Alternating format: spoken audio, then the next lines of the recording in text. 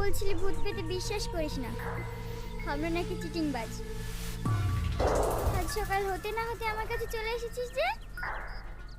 আমি আসতে চাইছিলাম না, আমার বাবা মা আমাকে জোর করে নিয়ে এসেছে।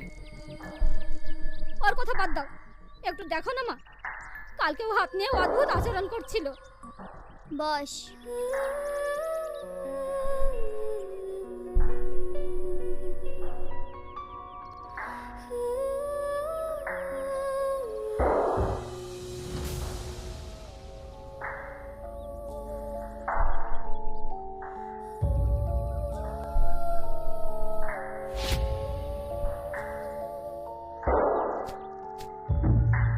তোর হাতে যেটা হয়েছে এটা তো ঠিক হয়ে যাবে, কিন্তু আমি যেটা দেখতে পাচ্ছি একটা ভয়ঙ্কর আত্মা তোকে টার্গেট রেখেছে, যে কোনো সময় তোকে অ্যাটাক করতে পারে।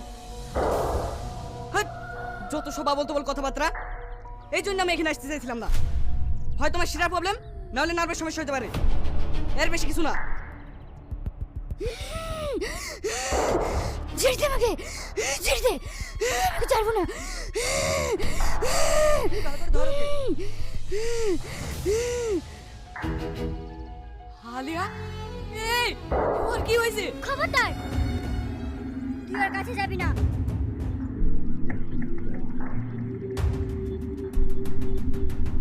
এই সুমন, আলিয়ার কি হয়েছে? জানেনি ভাই, ক্লাস চলতে চলতে হঠাৎ প্রফেসরের গলা টিপে ধরে। আমরা কোনো রকমে ছাড়িয়ে ওখান থেকে ডাক্তারের কাছে নিয়ে গিয়েছিলাম। ওখানে গিয়ে আবার ডাক্তারের গলা টিপে ধরেছিল। এইসব দেখে আমরা এখানে নিয়ে আসলাম।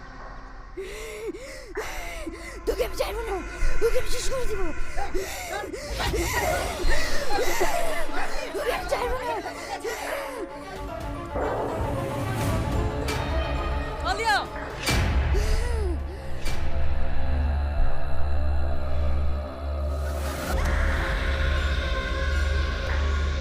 কে বলেছিল গায়ে হাত দিতে?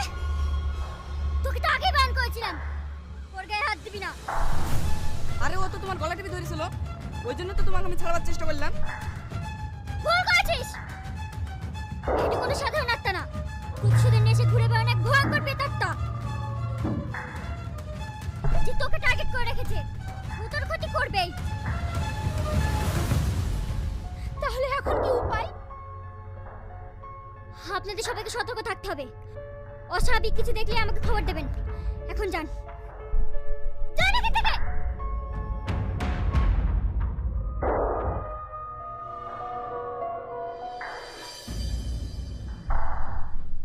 মা, এক কাপ চা দিও তো।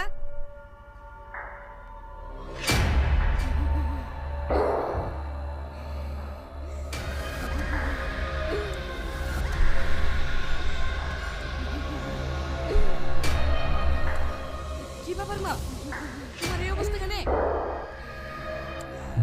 চা খাবি না? এই চা খা।